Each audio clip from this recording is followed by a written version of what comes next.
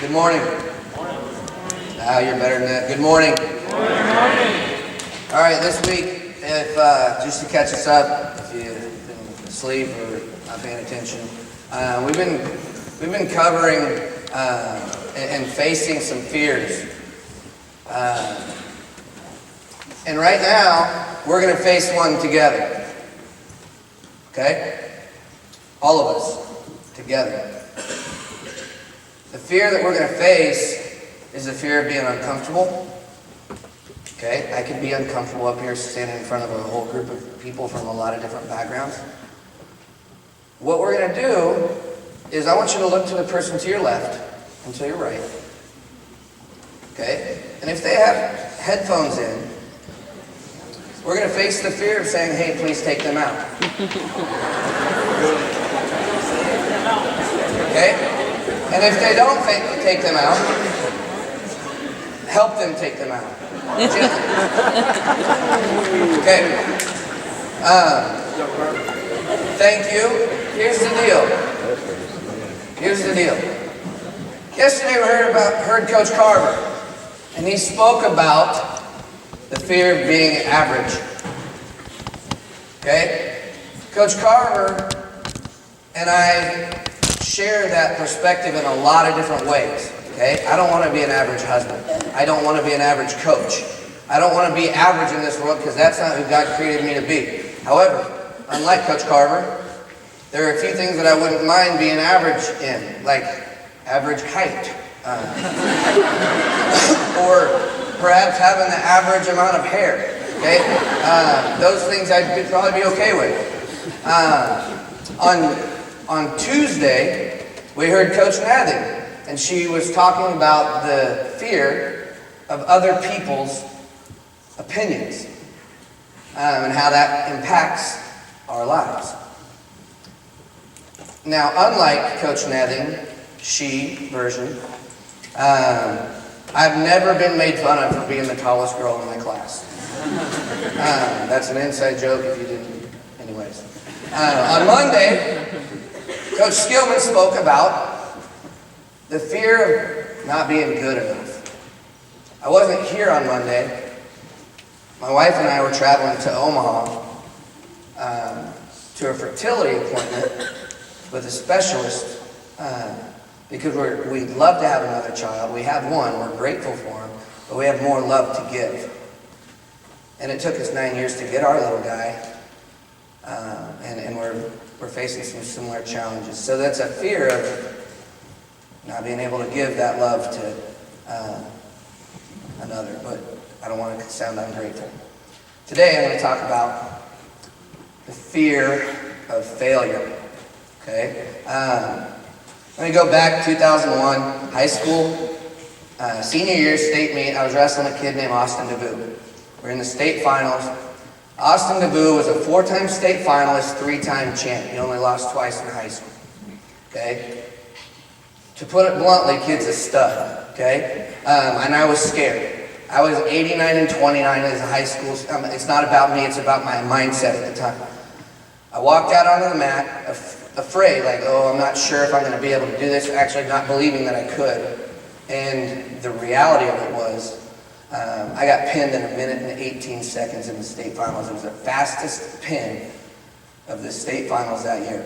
I look back on that match and I regret it because I didn't believe in the abilities that God had given me. Okay? Fast forward 5 years, I think I've overcome that. College senior year, 2006 national championship, semifinals, wrestling a kid named Delrico Coates. He was a 125-pounder, toughest, meanest looking dude I've ever, at least that was my mindset. He was a 3-time finalist, 2-time champ, 4-time All-American. I'm just some little nobody from York, Nebraska. That's what people said, that fear of other people's opinions. And I got tech fault in the second period. I look back in that match and I regret it because I didn't use the gifts and abilities that God gave me. I'm sure in your own walk you can understand and feel and think back on times, or even maybe you're in a time right now where you're kind of afraid you might not measure up, or you might be afraid to fail. I'm not asking you to be a Husker fan right now, okay? I'm not a Husker fan. I mean, I live here, so I gotta understand it. We're gonna watch a video shortly of Scott Frost, head coach of University of Nebraska. They were 0-5 at the time when I made this video. Check it out.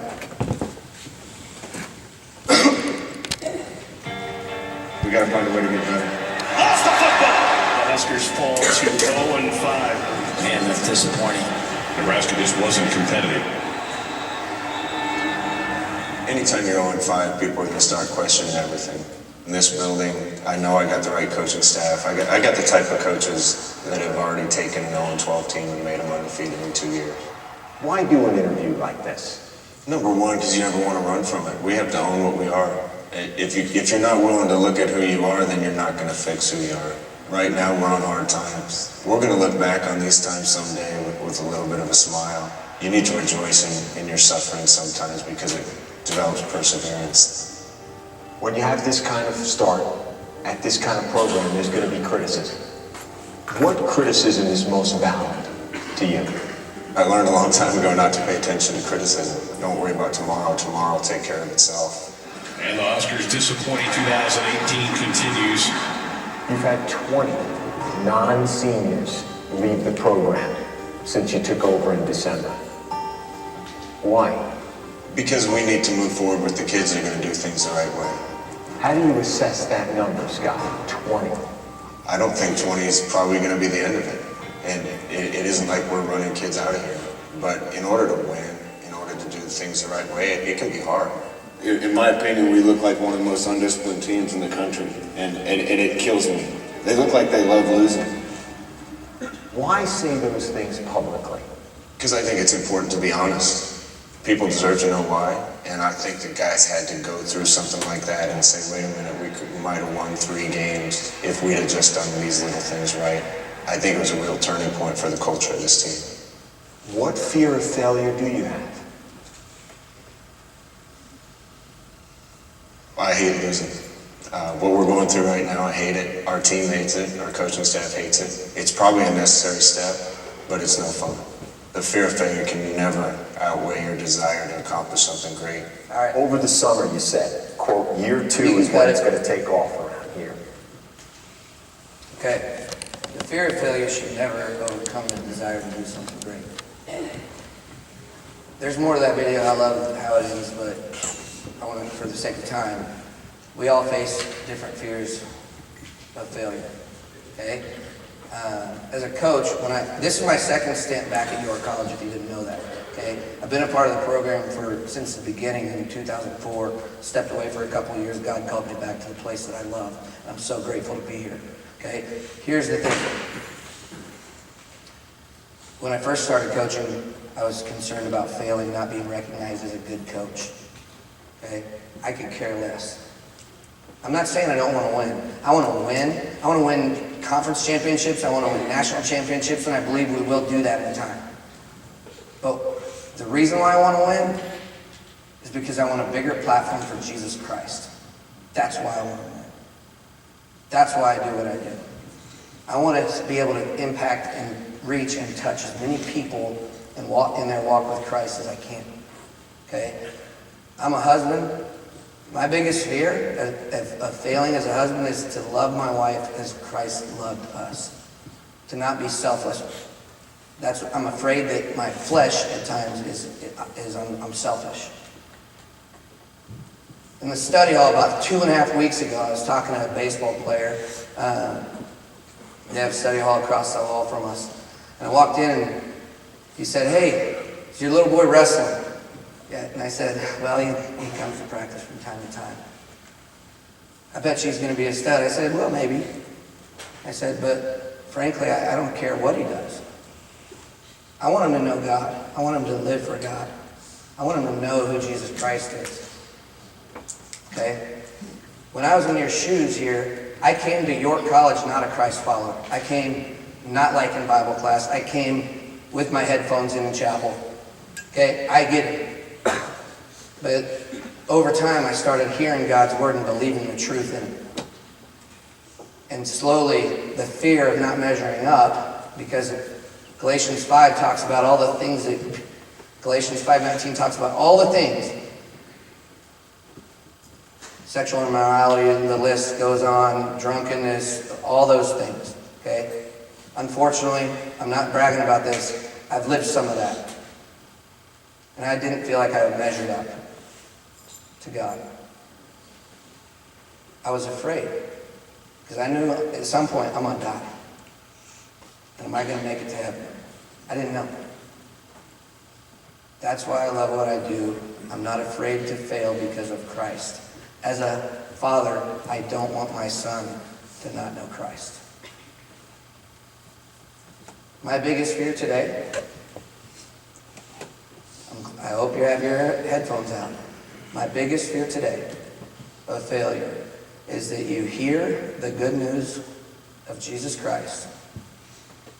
You hear how much he loves you,